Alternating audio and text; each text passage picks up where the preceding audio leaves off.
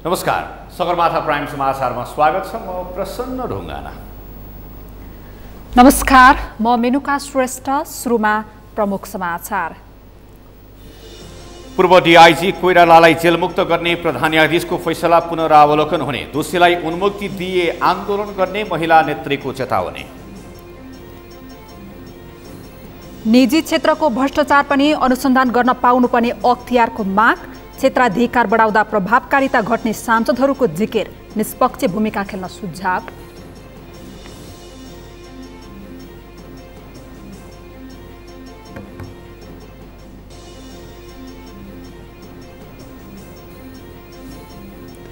उत्तर कोरियामा पहिलो पटक कोरोना भाइरसको संक्रमण पुष्टि, युरोपेली मुलुकहरूमा संक्रमण बढ्दै गएकोमा WHO को चिन्ता।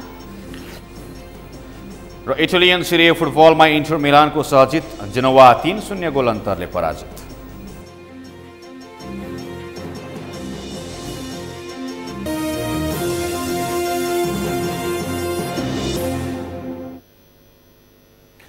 सगरमाथा प्राइम समाचार अब विस्तारमा। सर्वोच्च अदालतले पूर्व डीआईजी रञ्जन कोइरालालाई जेलमुक्त गर्ने प्रधान न्यायाधीशको फैसला पुनरावलोकन गर्न अनुमति दिएको छ। प्रधान न्यायाधीश चोलेन्द्र शमशेर जबरा समेतको इजलासले कैद सजायको समय घटाउँदै कोइरालालाई जेलमुक्त गर्न फैसला गरेको थियो। सो फैसला त्रुटिपूर्ण रहेको भन्दै सरकारले पुनरावलोकनका लागि निवेदन दर्ता गराएको थियो। अमृत राज काफ्लेको रिपोर्ट। गत असार 15 गते प्रधान न्यायाधीश चोलेन्द्र शमशेर जबरा नेतृत्वको इजलासले श्रीमती हत्या गरेका सशस्त्र प्रहरीका पूर्व डीआईजी कोइरालाको जन्मकैदको सजाय घटाउने फैसला गरेको थियो। परिस्थितिजन्य कारणले रञ्जन कोइरालाले आफ्नै श्रीमती हत्या गरेका र जन्मकैदको सजाय चर्को पर्न सक्ने भन्दै कैद सजाय घटाउने फैसला असार 15 गते भएको थियो। सर्वोच्चको फैसला अनुसार कोइराला गत बिहिबार जेलमुक्त भएका थिए। सर्वोच्चको फैसला त्रुटिपूर्ण रहेको भन्दै सरकारले पुनरावलोकनका लागि दिएको निवेदन सर्वोच्चले स्वीकार गरेको छ र पुनरावलोकनका लागि अनुमति समेत दिएको छ। कोइराला जोडिएको फैसलाको पुनरावलोकनका लागि अदालतले 3 सदस्यीय इजलास गठन गरेको थियो। न्यायाधीश बम कुमार श्रेष्ठको नेतृत्वमा तोकिएको इजलासमा न्यायाधीश द्वय प्रकाश कुमार ढुङ्गाना र कुमार रेग्मी थिए। इजलासले सरकारको तर्फबाट पेश भएको निवेदनको सुनवाई गरी फैसलाको पुनरावलोकनका लागि अनुमति दिएको हो। निवेदकवादी नेपाल सरकार विरुद्ध रञ्जन प्रसाद कोइराला समेत भएको कर्तव्य ज्यान मुद्दामा सर्वोच्च अदालतबाट 77-3-15 मा भएको फैसला उप चित्त नबुझाइ महान्यायाधिवक्ताको कार्यालयबाट दायर हुन आएको पुनरावलोकनको अनुमति प्राप्त माग भई दायर हुन आएको निवेदनमा सर्वोच्च अदालतका माननीय न्यायाधीश बम कुमार श्रेष्ठ, मान्य न्यायाधीश श्री प्रकाश कुमार ढुङ्गाना र मान्य न्यायाधीश श्री कुमार रेग्मीज्यूको पूर्ण इजलासबाट न्याय प्रशासन ऐन 2073 को दफा 11 को उपदफा 2 को खण्ड क बमोजिम पुनरावलोकन गरी हेर्न अनुमति प्रदान गरिदिएको छ। महान्यायाधिवक्ताको कार्यालयले बिहिबार पुनरावलोकन हुनुपर्ने भन्दै निवेदन दर्ता गरेको थियो। सशस्त्र प्रहरीका पूर्व डीआईजी कोइरालाले पत्नी गीता ढकालको हत्या गरेर प्रमाण लुकाउन शव समेत जलाएको देखिएपछि काठमाडौँ जिल्ला अदालत र ललितपुर पुनरावेदन अदालतले सर्वस्व सहित जन्मकैदको फैसला यसअघि गरेको थियो। जिल्ला र पुनरावेदन अदालतले सर्वस्व सहित जन्मकैदको फैसला सुनाएका कोइरालालाई सर्वोच्च अदालतले 11 वर्ष सजाय घटाउने फैसला गरेपछि महान्यायाधिवक्ताको कार्यालयले पुनरावलोकन निवेदन दर्ता गरेको हो। सगरमाथा टेलिभिजनका लागि क्यामेरामा सुरेन्द्र राउतका साथमा अमृत राज काफ्ले, काठमाडौँ। विभिन्न दलका महिला नेत्रीहरूले महिला हिंसाका घटनाका प्रत्यक्ष दोषीहरूलाई उन्मुक्ति दिए देशव्यापी आन्दोलन गर्ने चेतावनी दिएका छन्। आज काठमाडौँमा पत्रकार सम्मेलन गर्दै उनीहरूले श्रीमतीको हत्या गरेको प्रमाणित भएपछि सर्वस्व सहित जन्मकैद सजाय भोगिरहेका रञ्जन कोइरालालाई सजाय घटाइएको, निर्मला पन्तको बलात्कारपछि हत्या भएको 2 वर्ष पुग्दा पनि सरकारले दोषीलाई कारबाही गर्न नसकेकोमा चिन्ता जनाएका छन्। हिट एन्ड रन मुद्दामा अभियुक्त पृथ्वी मल्ललाई 5 लाख धरौटीमा रिहाई गरिएको र युवतीमाथि एसिड आक्रमण लगायतका घटनाको विरोध गर्दै उनीहरूले महिलामाथि भएका सबै घटनाका दोषीहरूलाई कारबाही गरिनपर्ने माग गरेका छन्। कार्यक्रममा नेपाल महिला सङ्घकी महासचिव तथा पूर्व सांसद धना खतिवडाले नेपालमा पछिल्लो समय महिला हिंसाका घटनाहरू दिन प्रतिदिन बढिरहेको बताउँदै घटनामा संलग्न दोषीहरूलाई कडाभन्दा कडा कारबाही गरिन पर्ने माग गर्नुभयो। यहाँसम्म पुग्दै गर्दा आज जुन हामीले हासिल गरेका कुराहरू आज दिनानुदिन चाहिँ बलात्कार, हत्या, त्यस पछाडि यस्ता जघन्य अपराध जो रक्षक छ त्यही भक्षक भएको छ। त्यस्तो गर्दाखेरि पनि हामी जुन एउटा पदमा पदीय दायित्व लिएर बसेका साथीहरू किन एकजुट हुन सक्नु भएको छैन? अब कुन के को भूतले चाहिँ त्यसलाई केले चाहिँ उ गरिरहेछ त्यो अझै खोज्न पर्ने जरुरत छ। नेपालमा त के देखियो भने 21औं शताब्दीको यहाँसम्म पुग्दा पनि महिला अधिकारवादीहरूले जसले महिला अधिकारवादीको आवाज उठाउनुभयो धेरैजना माथि पुग्नुभयो होला जस्ताको तस्तै रह्यो। कार्यक्रममा जनता समाजवादी पार्टी नेपालकी केन्द्रीय सदस्य पवित्रा तिमल सिन्हाले देशमा स्थानीय तहदेखि राष्ट्रपतिसम्म महिला हुँदा पनि महिलामाथि हिंसाका घटना नरोकिएकोमा दुःख व्यक्त गर्नुभयो।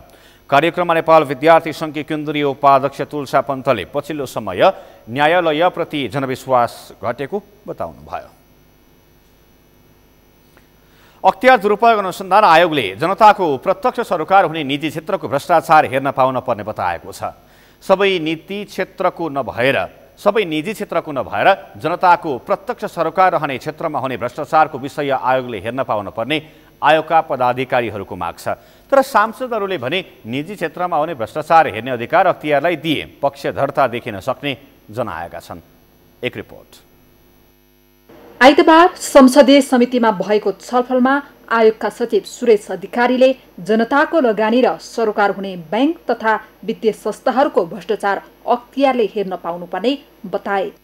निजी तथा सहकारी क्षेत्रको भ्रष्टाचारको विषय आयोगले हेर्ने पाउनुपर्छ भन्ने अर्को चाहिँ सुझाव रहेको छ। यसमा यो सम्मानित संसदमा विचाराधीन विधेयकमा पनि यो कुरा उल्लेख गरिएको छ।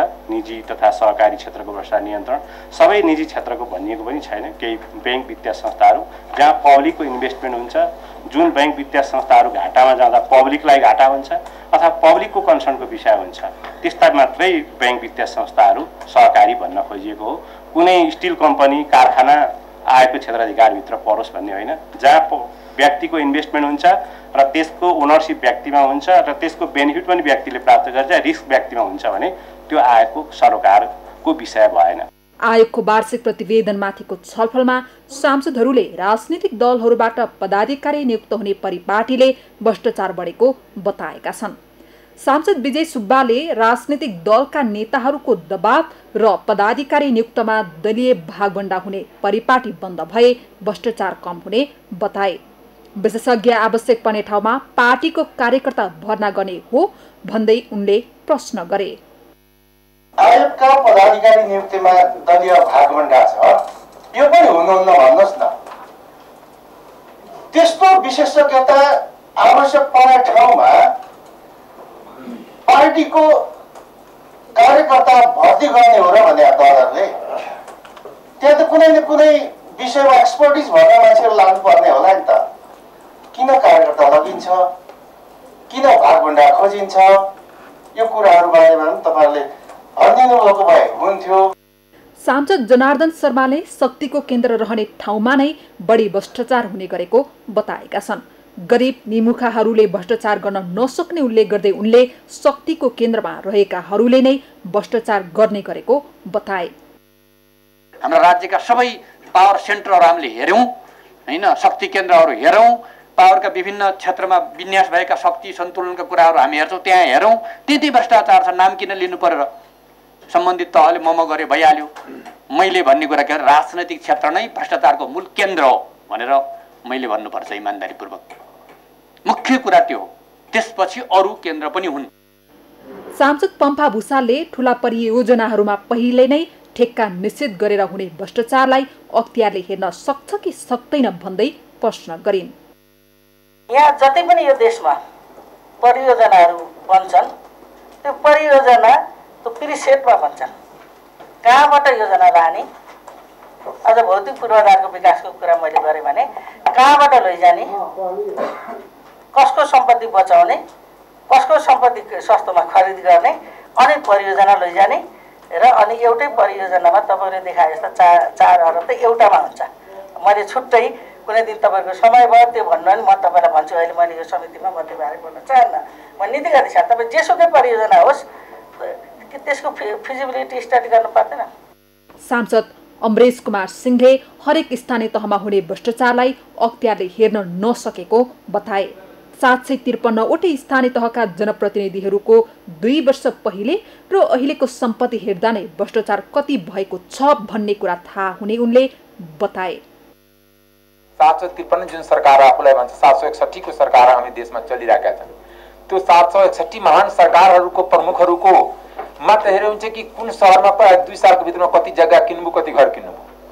मैले बुझेको मेरी आफ्नै क्षेत्रमा 7वटा छ स्थानीय निकाय, 7वटाले 2 सालभित्र काठमाडौँमा घर या जग्गा किनिसक्नु भएको छ। यो मैले जानेको कुरा हो अनि त्यो कुरा हो।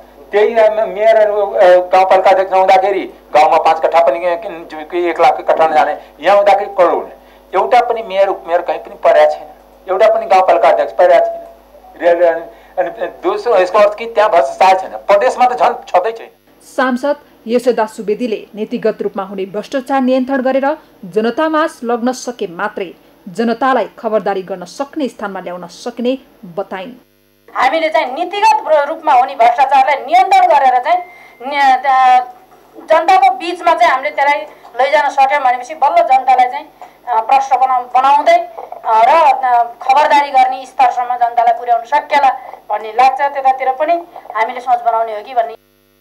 सांसद प्रेम सुब्बाले प्रमुख आयुक्तदेखि आयुक्तसम्म भागभण्डाबाट नियुक्त हुने भएपछि कसलाई गुनासो गर्ने भन्दै प्रश्न गरे। आफैले नियुक्त गरी हात खुट्टा बाँध्ने अनि अख्तियारले केही गरेन भनेर भन्दै प्रश्न गरे। अख्तियारका पदाधिकारीहरू विज्ञहरूबाट निर्वाचित हुनु पर्यो, सरकारको मान्छे हुनु भएन।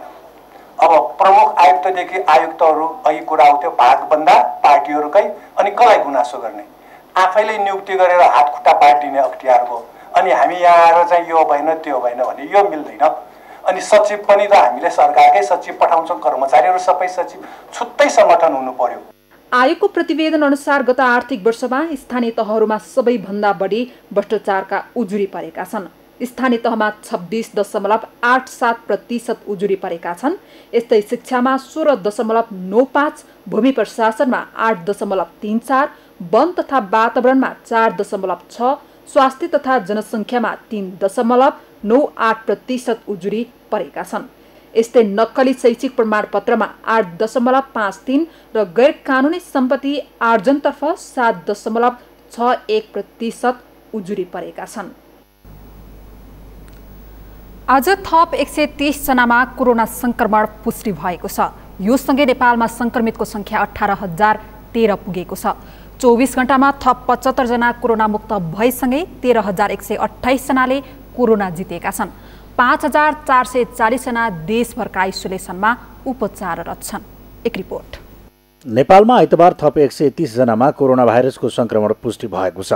यो सँगै कोरोना संक्रमितको संख्या 18,613 पुगेको छ। संक्रमित मध्ये काठमाडौँका 8 जना रहेको नियमित लाइभ अपडेटमा स्वास्थ्य तथा जनसङ्ख्या मन्त्रालयका प्रवक्ता डाक्टर जागेश्वर गौतमले जानकारी दिए।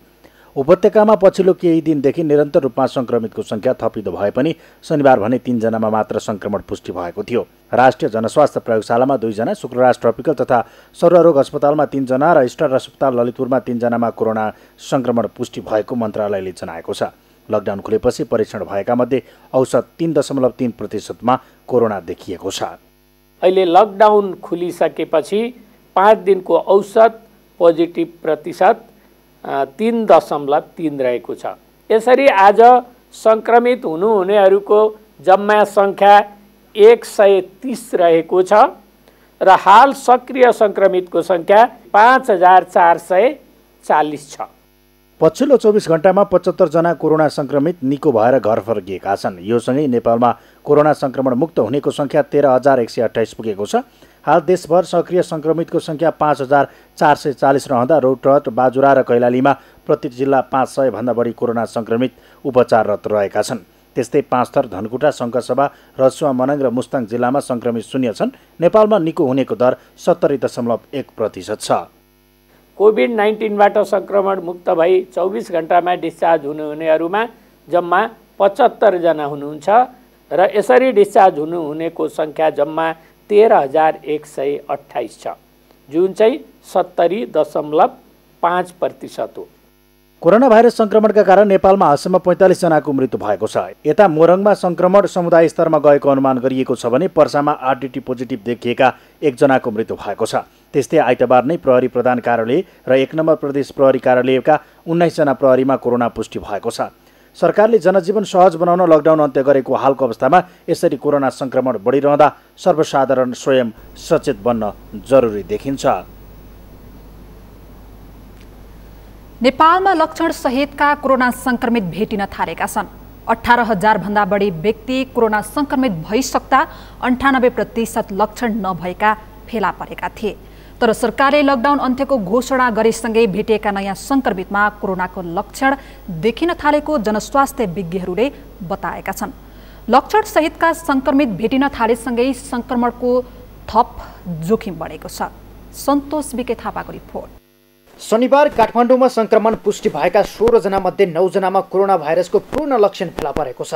यस्तै वीरगञ्ज र विराटनगर सहित तराई क्षेत्रका नयाँ सङ्क्रमितहरूमा कोरोना भाइरसको लक्षण ज्वरो, रुगाखोकी, जिउ थाक्ने, श्वास फेर्न समस्या हुने जस्ता लक्षण देखिएका छन्। उनीहरूमध्ये कोहीको आइसियु र भेन्टिलेटरमा राखेर उपचार भइरहेको छ। यसअघि सङ्क्रमितको सङ्ख्या 18,000 भन्दा धेरै पुगिसक्दा पनि 98% मा लक्षण देखिएको थिएन। सङ्क्रमणको जोखिम कायमै रहेका बेला सरकारले लकडाउन खोलेसँगै लक्षण सहितका बिरामी भेटिँदा जोखिम झनै बढेको छ। यङ मान्छेहरूलाई चाहिँ लक्षण देखिँदैन, एकदम कम देखिन्छ, थोरै मान्छेलाई देखिन्छ। त्यसो भएर नेपालमा डेथ पनि एकदम कम, लक्षण पनि एकदम कम थियो। अहिले अब इन्डियाबाट आएका मान्छेहरूसँग कन्ट्याक्टमा आएका मान्छेलाई देखिन थाल्यो। ती मान्छे सबै यङ नै हुनुपर्छ भन्ने छैन, होइन? अलि बुढाबुढी पनि छन्, अलि रोगको विरुद्धमा लड्ने शक्ति कम भएका मान्छे पनि छन्। तर मेरो विचारमा इन्डियाबाट आउने भन्दा यहाँ भएका मान्छेहरूमा सङ्क्रमण, उनीहरूको सम्पर्कमा आएका मान्छे देखिएको हुनाले यसमा लक्षण अलि देखिएको हुनसक्छ।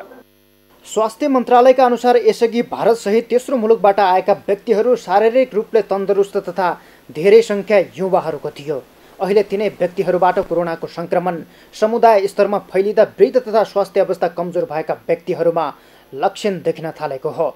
जनस्वास्थ्यविदहरूका अनुसार लक्षण देखिएका सङ्क्रमितहरूबाट सङ्क्रमण फैलिने जोखिम बढेको छ। लक्षण नभएका सङ्क्रमितबाट अरूमा सर्ने सम्भावना र जोखिम कम हुने, तर लक्षण भएका सङ्क्रमितहरूबाट अरूमा छिटो सर्ने तथा जोखिम धेरै हुने भएकाले सचेत बन्न आवश्यक देखिएको छ। खतरा भनेको जसलाई लागेको छ, जसलाई लक्षण छ उसलाई खतरा बढी छ। जसमा लक्षणै छैन उसमा खतरा एकदमै कम छ। त्यो भने त्यसरी हेर्ने भने, तर जहाँसम्म रोग सार्ने क्षमता छ लक्षण भएकामा पनि उत्तिकै छ, लक्षण नभएकोमा पनि उत्तिकै छ। लक्षण भएकाले खोक्छन्, खोक्दाखेरि थुक अलिक बढी दूरीसम्म जान्छ। त्यो थुकमा भएको जुन भाइरस, कीटाणु, जीवाणु छ त्यो लामो दूरीसम्म सर्न सक्छ भने लक्षण नभएकाले खोक्दैनन् र त्यसै सामान्य किसिमले यसरी बोल्दाखेरि 1 मिटरभन्दा बढेर जाँदैन भाइरस। त्यसले गर्दाखेरि लक्षण नभएकाबाट रोग सर्ने सम्भावना चाहिँ घट्छ, लक्षण भएकोबाट चाहिँ बढ्छ। तर खतराको हिसाबले चाहिँ लक्षण भएकालाई बढी खतरा चाहिँ जरुरी छ। भारत र तेस्रो मुलुकबाट स्वदेश फर्किएका युवामा बढी देखिएको कोरोना अहिले समुदाय स्तरमा फैलिन थालेपछि जोखिमसँगै आम सर्वसाधारण त्रसित भएका छन्। यस्तो अवस्थामा उच्च स्वास्थ्य सतर्कता अपनाउँदै आम नागरिक सचेत बन्नुपर्ने देखिन्छ। सगरमाथा टेलिभिजनका लागि क्यामेरामा दिपेन्द्र थापाका साथमा सन्तोष भेके थापा, काठमाडौँ। वीरगञ्जमा एक घर एक PCR परीक्षण अभियान सुरु भएको छ। लक्षण सहितका कोरोना सङ्क्रमितको सङ्ख्या बढ्न थालेपछि वीरगञ्ज महानगरपालिकाले यो अभियान सुरु गरेको हो। सङ्क्रमित बढ्दै जाँदा परीक्षण दर घटेको आलोचना बढेपछि आजैदेखि लागू हुने गरी एक घर एक PCR परीक्षण अभियान चलाइएको मेयर विजय सरावगीले जानकारी दिनुभयो।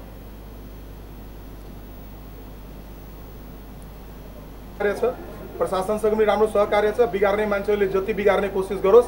वीरगञ्जको स्वाब टेस्ट, एक घर एक परीक्षण लगायत ट्रेसिङदेखि लिएर शङ्कास्पद जहाँ जहाँ मान्छेहरू छन् सबैको हामी चेक जाँच संयुक्त रूपमा सबैजना मिलेर गर्छौँ। महानगरले वीरगञ्ज 9 रानीघाटबाट अभियान सुरु गरेको हो। रानीघाट स्थित श्री रेलवे माध्यमिक विद्यालयबाट PCR स्वाब सङ्कलन केन्द्रको स्थापना गरी स्थानीयको स्वाब सङ्कलन गरिएको हो। मास टेस्टिङको आधारमा PCR परीक्षणको लागि स्वाब सङ्कलन गर्ने कार्य सुरु गरिएको हो। राखेर उपचार गर्न सक्छौँ। मेन कुरा के छ भने 1000 निस्कियोस् 5000 निस्कियोस् निकालेर आइसोलेट गर्नै पर्छ। यदि गर्न सकिएन भने एकजना मान्छेले 1 महिनाभित्रमा 400 जनालाई थप सङ्क्रमित पार्छ। यसको अर्थ के छ भने पुरा देश नै हामी सङ्क्रमितको स्थितिमा जान सकिन्छ। पर्सामा 8 दिनमा 84 जनामा सङ्क्रमण देखिएको छ, जसमध्ये 4 जनाको मृत्यु भएको छ। सङ्क्रमित 4 जनाको अवस्था गम्भीर छ। लक्षणसहितका सङ्क्रमितको सङ्ख्या बढेपछि थप जोखिम बढेको भन्दै वीरगञ्जमा निषेधाज्ञा पनि जारी गरिएको छ। नेपाल कम्युनिस्ट पार्टी नेकपा स्थायी समिति सदस्य देवेन्द्र पौडेलले कुनै पनि हालतमा पार्टी फुट्न नदिने बताउनु भएको छ। आज काठमाडौँमा आयोजित एक कार्यक्रममा जनताले नै नेकपा एक बनाएको भन्दै जनतालाई निराश बनाएर पार्टी फुट्न नदिने बताउनु भएको हो। पार्टीका अध्यक्ष द्वयलाई समझदारीमा अघि बढ्न सुझाव दिएको बताउँदै उहाँले स्थायी समिति बैठकमा प्रधानमन्त्रीको राजीनामा माग नगरिएको स्पष्ट पार्नुभयो। उहाँले वर्तमान सरकारले राम्रा काम गरेको भन्दै प्रधानमन्त्रीले सबै विषयलाई उचित तवरले सम्बोधन गर्दै पार्टीको समस्या समाधान गर्नुपर्ने सुझाव दिनुभएको छ। तपाईहरुलाई जनताले दिएको हिजोको चाहिँ कुनै बेला कांग्रेसलाई दिएको मत आफै टिकाउन नसकेर छेदविच्छेद भएर अरु पार्टीसित सरकार बनाउने स्थिति पुग्छ सरकार। आज प्रकारान्तरले नेकपा भित्र त्यही भएको छ। त्यसकारणले हामी अध्यक्षहरूलाई भेटेर भनेका छौं कुनै पनि हालतमा पार्टी फुट्ने कुरा जनताको चाहना, जनताको इच्छा, जनताको मनोविज्ञान र जनताको अपेक्षा विपरीत कुरा हो। पौडेलले अहिले पार्टीभित्र देखिएको विवाद कार्यविभाजनको विषय मात्र भएको तर्क गर्नुभयो। संसदीय समितिले सुरक्षित मातृत्व तथा प्रजनन स्वास्थ्य अधिकार ऐन 2075 को व्यवस्था बमोजिम प्रसूति विधाको अधिकार कार्यान्वयन गर्न सरकारलाई निर्देशन दिएको छ।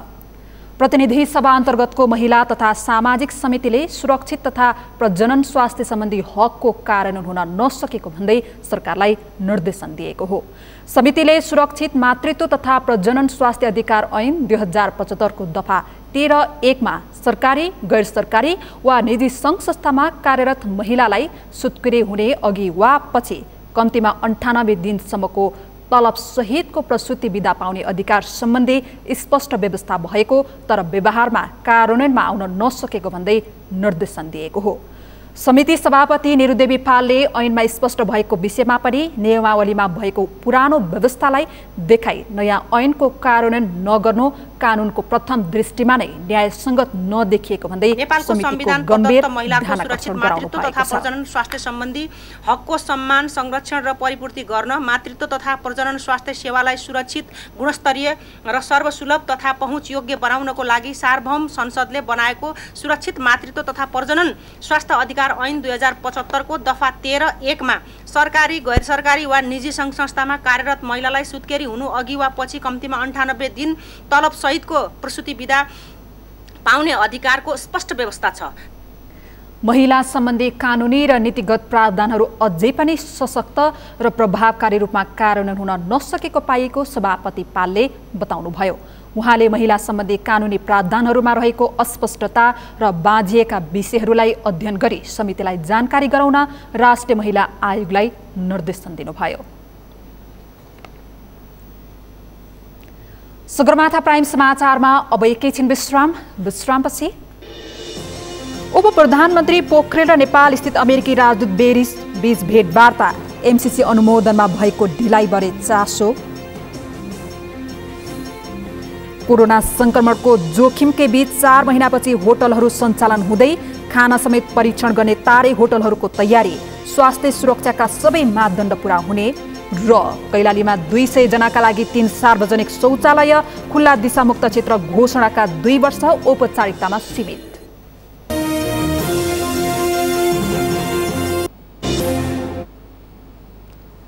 विश्रामपछि सगरमाथा प्राइम समाचारमा स्वागत छ। अब बाँकी समाचार। उप प्रधानमन्त्री तथा रक्षा मन्त्री ईश्वर पोखरेललाई भेटेर नेपालका लागि अमेरिकी राजदूत र्यान्डी बेरीले एमसीसीका विषयमा चासो राख्नु भएको छ। सत्तारूढ दल नेकपाकै नेताहरू एमसीसी अनुमोदन गर्न हुने र नहुने पक्षमा विभाजित भएका बेला राजदूत बेरीले भेट गर्नुभएको हो।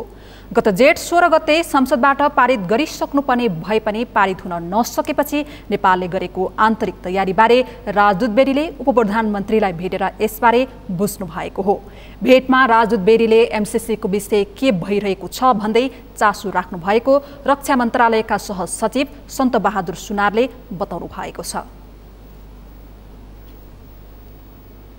भएको थियो यो धेरै देशबाट चाहिँ यो विषयमा माग भइरहेकै कुरा छ, तपाईहरुको चाहिँ निर्णय ढिला भइरहेछ भन्नुभएको थियो। हामी यो विषयमा अध्ययन गर्दैछौँ। अब यहाँहरूलाई त्यति चिन्तित हुनुपर्ने अवस्था छैन, हामी चाहिँ यो विषयमा अध्ययन गरिरहेछौँ भन्नुभएको छ। भेटमा बेरीले छिमेकी मुलुक भारतमा एक दिनमा लाख बढी जनतामा कोरोना पोजिटिभ देखिएको सन्दर्भमा नेपालले बनाएको योजनाबारे पनि चासो राख्नु भएको थियो। अमेरिकाले सुरुमा केही कमी कमजोरी गरेका कारण अहिले समस्या बढेर गएको उल्लेख गर्दै बेरीले संक्रमण नियन्त्रण गर्दै आर्थिक गतिविधि सञ्चालनका लागि सावधानी अपनाउन आग्रह गर्नुभएको थियो। विश्वभर महामारीको रूपमा फैलिएको कोरोना भाइरसको रोकथाम र नियन्त्रण गर्न लागू भएको लकडाउन यसै हप्तादेखि अन्त्य भएको छ। लकडाउन अन्त्य भएसँगै बन्द रहेका होटल तथा रेस्टुरेन्ट खोल्ने तयारी थालिएको छ। सरकारले साउन 15 गतेबाट होटल, रेस्टुरेन्ट, ट्राभल र ट्रेकिङ एजेन्सी र पर्वतारोहण सम्बन्धी कार्यालयहरू खुल्ला गर्ने निर्णय गरेको छ। लकडाउन खुले पनि कोरोना संक्रमणको जोखिम घटेको छैन। संक्रमणको जोखिमकै बीच खोलिने होटलहरूले संक्रमणबाट जोगिन कस्तो तयारी गरेका छन् त? एक रिपोर्ट। कोरोना संक्रमणको जोखिम कम गर्न गरिएको लकडाउनले नेपालको समग्र अर्थतन्त्रमा प्रभाव पारेको छ। क्षेत्रगत रूपमा सबैभन्दा बढी पर्यटन क्षेत्रमा असर परेको छ। अर्थविदहरूका अनुसार कोरोना महामारीले सबैभन्दा बढी असर गरेको क्षेत्र हो होटल व्यवसाय। अर्थतन्त्रमा नकारात्मक असर परेपछि सरकारले गत साता 120 दिन लामो लकडाउनको अन्त्य गरेको छ। यद्यपि होटल रेस्टुराँ भने साउन 15 गतिबाट मात्रै खुल्नेछन्। उच्च सतर्कतासहित सेमिनार र भेला गर्न नपाइने गरी खोलिने होटलहरूले संक्रमण फैलिन नदिन उच्च सतर्कतासहित सञ्चालनको तयारी गरेका छन्। काठमाडौँको ठमेल स्थित छाया सेन्टरमा सञ्चालित अलफ्ट होटलले कस्तो तयारी गरेको छ त? महाप्रबन्धक विक्रम सिंह भन्छन्, medical organizations who know what they're talking about, and we had initiated a 200-step program which Marriott calls We Care. So from end to end, whether it is our associates, whether it is our guests, we made sure that those practices are there to ensure maximum precautions available. We've also had our in-house doctor, Dr. Baral, with us through this pandemic, helping us make sure that the guests and the associates are safe, and regularly he's been carrying out medical checkups on them. So that is how we've made sure that we have lasted through the pandemic. Hotel सञ्चालनको तयारी थालिए पनि जीवन र जीविका नै खतरामा परेपछि बाहिर डुल्न निस्किनेको संख्या एकै पटक बढ्ने देखिँदैन। सामाजिक दूरी कायम राख्नुपर्ने समयमा मानिस घुमफिरमा उत्सुक हुँदैनन् नै। त्यसैले नेपाल घुम्न आउने पर्यटकलाई स्तरीय सेवा मात्र होइन, संक्रमणको जोखिम छैन भन्ने विश्वास दिलाउन समेत आवश्यक छ। त्यसैले पीपीईको प्रयोग, भौतिक दूरी कायम तथा होटलका कोठा र सामानलाई डिसइन्फेक्टेड गर्ने मात्र होइन, खानाको पनि परीक्षण थालिएको छ। हामीसँग यस्तो डिभाइस छ, यो हामीसँग यस्तो डिभाइस हुन्छ, यो पनि थर्मोमिटर हो, फुडको थर्मोमिटर हो, यसलाई क्यालिबर थर्मोमिटर भन्छ। यसलाई हामीले हेरेर यसलाई डिटेक्ट गरेर -20 मा मिट आइटमहरू आएछ भने हामीले त्यसलाई चाहिँ हामीले एक्सेप्ट गर्छौँ र योभन्दा बढी टेम्परेचर छ भने यसलाई डिस्कार्ड गरेर हामीले फिर्ता पठाइदिन्छौँ। होटल तथा रेस्टुराँ साउन 15 बाट खुले पनि लामो दूरीका सवारी साधन तथा राष्ट्रिय र अन्तर्राष्ट्रिय हवाई उडान भदौ 1 गतेबाट मात्र सञ्चालनमा आउनेछन्। त्यसैले होटल खुलिहाले पनि नेपाल आउने पर्यटकको सङ्ख्या भने तत्काल बढ्ने देखिँदैन। सम्पूर्ण क्षेत्र खुलेर पर्यटकको सङ्ख्या समेत बढ्दै जाँदा जोखिम पनि बढ्ने भएकाले थप सजगता र सतर्कता अपनाउन आवश्यक छ। पर्यटक बढ्दै जाँदा हुन सक्ने जोखिमको आकलन गरेर होटलहरूले तयारी थालेका छन्। हामीले हाम्रो तर्फदेखि यो होटलमा के मेजर्सहरू लिइराखेको छौँ अहिले to elevate the risk of कोभिड-19 भनेर त्यसको पुरा डकुमेन्ट्सहरू पठाइसकेको छौँ। होटलले के गरिराखेको छ अहिले भनेर। अब त इन्टरनेसनल फ्लाइटहरू खुल्यो, लट अफ पिपलले चाहिँ हाम्रो वेबसाइट थ्रु बुकिङ गर्नुहुन्छ। वेबसाइटमा पनि हामीले यो इन्फर्मेसनहरू सेयर गरिसकेको छौँ। So once the booking is done, गेस्टहरूले बुकिङ गरिसक्नुभयो भने हामीले उहाँहरूलाई एउटा लेटर पठाउँछौँ, प्री अराइभल लेटर, जसमा चाहिँ गेस्टहरूको हामीले प्रायः इन्फर्मेसनहरू सबै लिइसकेको हुन्छौँ। कोरोना संक्रमणको जोखिमकै कारण नेपाल भ्रमण वर्ष 2020 स्थगन गरिएको थियो। 20 लाख पर्यटक भित्राउने लक्ष्यका साथ सुरु गरिएको भ्रमण वर्षलाई लक्षित गरी नेपालमा पर्यटकीय क्षेत्र र होटल तथा रेस्टुरेन्ट क्षेत्रमा गरिने लगानी बढेको थियो। तर लकडाउनले व्यवसाय ठप्प हुँदा व्यवसाय मारमा परेका छन्। अहिले लकडाउन खुलेको छ, होटल सञ्चालनको तयारीमा छन्। ठुला होटलहरूले अपनाएको जस्तै सुरक्षाका उपाय साना होटल तथा रेस्टुरेन्टमा समेत अपनाउन जरुरी छ। यसो हुन सके लामो समयको लकडाउनले थलिएको व्यवसाय माथि उठाउन सहयोग पुग्न सक्छ। सगरमाथा टेलिभिजनका लागि क्यामेरामा प्रकाश कुँवरका साथमा केशव शर्मा, काठमाडौँ। पूर्व पश्चिम राजमार्ग अन्तर्गत मकवानपुरको मनहरी 9 खरङ्गामा ट्रक दुर्घटना हुँदा 1 जनाको मृत्यु भएको छ। मृत्यु हुनेमा ट्रकमा सवार 12 का अन्दाजी 20 वर्षका राज चौधरी रहेका छन्। दुर्घटनामा परि अर्का 1 जना घाइते भएका छन्। मकै बोकेर 12बाट चितवनतर्फ जाँदै गरेको ना 4 ख 704 नम्बरको ट्रक अनियन्त्रित भई पल्टिँदा मृत्यु भएको जिल्ला प्रहरी कार्यालय मकवानपुरले जनाएको छ। दुर्घटनामा ट्रक चालक अन्दाजी 45 वर्षीय लक्ष्मीनारायण चौधरी भने घाइते छन्। सरकारको खुला दिशामुक्त क्षेत्र घोषणा अभियान अन्तर्गत कैलाली जिल्ला खुला दिशामुक्त जिल्ला घोषणा भएको 2 वर्ष भइसकेको छ। औपचारिक कार्यक्रम गरेर खुला दिशामुक्त जिल्ला घोषणा गरे पनि सरकारको ध्यान विपन्न बस्तीहरूमा भने जान सकेको छैन। त्यसैले कतिपय बस्तीमा शौचालय खुला क्षेत्रमै दिशापिसाब गरिरहेका छन् भने केही बस्तीमा सकसपूर्ण अवस्थामा संयुक्त रूपमा शौचालय प्रयोग भइरहेको छ। कैलालीबाट दिनेश विष्टको रिपोर्ट। सरकारले तामझामसहित स्थानीय तहबाट सुरु गरेको खुल्ला दिशामुक्त क्षेत्र घोषणा अभियान सफलता पाएको भन्दै देशलाई नै खुल्ला दिशामुक्त घोषणा गरिसकेको छ। तर कैलालीको गोदावरी नगरपालिका 5 को मुक्त कमैया शिविरमा भने 37 परिवारका लागि जम्मा 3वटा सार्वजनिक शौचालयको भरमा चल्नु परेको छ। करिब 200 जनसङ्ख्या रहेको शिविरमा विगतमा खुल्ला दिशा पिसाब गर्ने गरेका थिए। खुल्ला दिशामुक्त क्षेत्र घोषणापछि समेत खुल्ला स्थानलाई नै शौचालयको रूपमा प्रयोग गर्दै आएका कमैयाहरूका लागि केही दिन अघि मात्र 3वटा शौचालय निर्माण भएका छन्। तर 200 जनाका लागि 3वटा शौचालयले नपुग्ने हुँदा अहिले पनि खुल्ला दिशा पिसाब गर्ने क्रम रोकिएको छैन। पानी र बिजुली बत्तीको अभावको समस्यासँगै शौचालय समेत अभाव हुँदा मुक्त कमैयाहरू निराश बनेका छन्। अब यो 3वटा सार्वजनिक टोयलेट दिया छन्। अब सबै मान्छे त्यही गर्छन्। अब लकडाउनको बेलामा कोरोना आउँछ भनेर हामी यहाँ टोयलेटमा नआऊ भनेर मुक्त कमैया मर्छन्। हामीलाई के छ, मुक्त कमैयालाई त्यतिकै मर्छन्, यस्तै मर्न देऊ, यिनीहरूको टोयलेटमा आएर हामी दिशा गर्छौँ भनेर त्यो मान्छे झगडा गरेर पनि जान्थ्यो यो टोयलेटमा दिशा गर्न नआऊ, यहाँ कोरोना आउँछ भनेर। 200 जनाले 3वटा मात्रै शौचालय प्रयोग गर्नुपर्दा धेरै समस्या भएको छ। यस्तै समस्याका बीच कोरोना महामारीको त्रास बढेपछि स्थानीयमा त्रास छाएको छ। विश्वव्यापी कोरोना महामारी भइरहेका बेला मुक्त कमैयाहरूले सार्वजनिक शौचालय प्रयोग गर्नुपर्दा कोरोनाको जोखिमको त्रास अझ बढेको छ। मुक्त कमैया बस्तीमा शौचालय, विद्युत तथा पानीका लागि पटक पटक माग भए पनि सम्बन्धित निकायले व्यवस्था गर्ने गरेको मुक्त कमैयाहरूको गुनासो छ। सार्वजनिक शौचालय दिलाटे 3 ठो शौचालय साइमा हमरे 37 घर के मनाई कर थी और जम्मू अटोही बटोही सबको मनाई कर थे। और हमारा बिजली बत्ती कुछ नहीं हो, ये सोलर समूह से पैसा निकाल के सोलर लेके हमने कर थी। मोबाइल चार्ज करना हो 10 रुपये दे के, जहाँ लाइन बहुत 10 रुपये दे के सोलर में बिजली में चार्ज कर थी हमने अपन मोबाइल सोलर को नहीं से कर। गोदावरी नगरपालिका 5 स्थित निर्माणाधीन गेटा मेडिकल कलेजको जमिन रहेको सो स्थानमा मुक्त कमैयाहरू बस्दै आएका छन्। मेडिकल कलेजको जमिनमा बसेका मुक्त कमैयाहरूको स्थायी व्यवस्थापन नभएकै कारण सेवा सुविधाबाट पनि वञ्चित हुनु परेको स्थानीय सरकारको दाबी छ। उनीहरूको स्थायी बसोबासका लागि जिल्ला प्रशासनसित पटक पटक आग्रह गरिए पनि नभएकाले सो सुविधाहरू दिन नसकिएको गोदावरी नगरपालिका 5 का अध्यक्ष कर्णसिंह बोहराको भनाइ छ। कसरी व्यवस्थापन गर्ने भन्ने कुरामा हामी वडा कार्यालय अथवा वडा स्थानीय सरकार चिन्तित छ।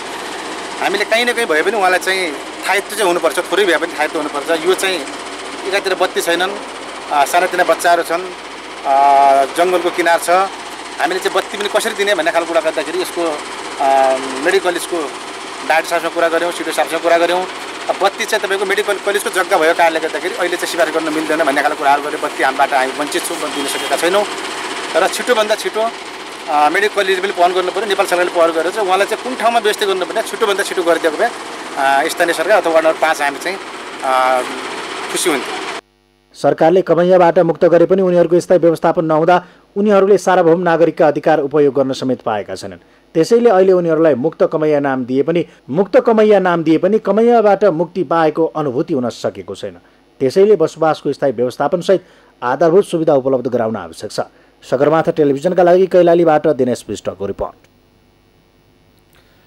आफ्ना आमा बुबाप्रति सम्मान जनाउँदै आज विश्वभर आमा बुबा दिवस मनाइएको छ। यस दिन विश्वभरि रहेका मानिसहरूले आफूलाई जन्म दिने आमा बुबालाई विशेष सम्झने गर्दछन्। आमा बुबा हुनेहरूले सँगै बसेर आदर सम्मान प्रकट गर्छन् भने नहुनेहरूले मठ मन्दिरमा पुगेर पूजाआजा गरी सम्झने गर्दछन्। आमा बुबा जन्म दिने मात्रै नभएर कर्म दिने महान व्यक्तित्व पनि भएकाले विशेष सम्झने गरेका छन्। छोराछोरी आमा बुबाका लागि जिम्मेवारी र कर्तव्य दुवै हुन्। तर पछिल्लो समय आफ्ना आमा बुबा वृद्ध भएपछि व्यवस्था गर्ने र वृद्ध आश्रममा लगेर छोड्ने प्रवृत्ति बढ्दै गएको छ। नेपालमा पनि यस्तो प्रचलन बढ्दै गएको छ, जसका कारण वृद्ध आश्रमको सङ्ख्या पनि बढ्दै गएको छ।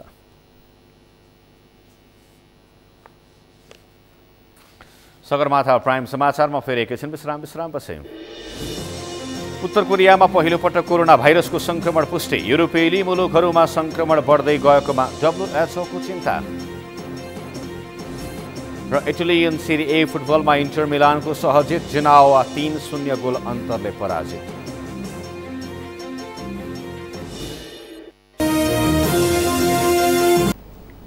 यो सँगै हामी सगरमाथा प्राइम समाचारको अन्त्यमा छौँ। अन्त्यमा प्रमुख समाचार फेरि एकपटक। पूर्व डिआइजी कोइरालालाई जेलमुक्त गर्ने प्रधान न्यायाधीशको फैसला पुनर्अवलोकन हुने। दोषीलाई उन्मुक्ति दिए आन्दोलन गर्ने महिला नेत्रीको चेतावनी। निजी क्षेत्रको भ्रष्टाचार पनि अनुसन्धान गर्न पाउनुपर्ने अख्तियारको माग। क्षेत्राधिकार बढाउँदा प्रभावकारिता घट्ने सांसदहरूको जिकिर। निष्पक्ष भूमिका खेल्न सुझाव। थप 130 जनामा संक्रमण देखिएसँगै नेपालमा कोरोना संक्रमितको संख्या 18,613। 13,000 भन्दा बढी उपचारपछि निको। उत्तर कोरियामा पहिलो पटक कोरोना भाइरसको संक्रमण पुष्टि। युरोपेली मुलुकहरूमा संक्रमण बढ्दै गएकोमा WHO को चिन्ता। र इटालियन सिरी ए फुटबलमा इन्टर मिलानको सहजित जिनोवा 3-0 गोल अन्तरले पराजित।